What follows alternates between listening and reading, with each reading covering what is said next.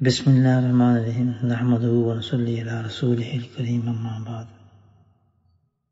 نبی کریم صلی اللہ علیہ وسلم جب بھی سونے کا ارادہ فرماتے تو آپ مسواک فرماتے تھے۔ حضرت عائشہ رضی اللہ تعالی عنہا سے مروی ہے کہ رات کو رسول اللہ صلی اللہ علیہ وسلم کی مسواک رکھ دی جاتی، جب رات کی نماز کو اٹھتے تو مسواک کرتے پھر وضو فرماتے۔ بخاری مسلم۔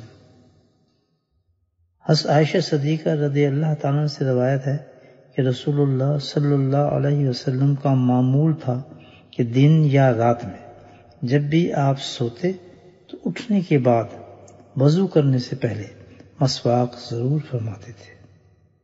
مسند احمد، ابی داؤد۔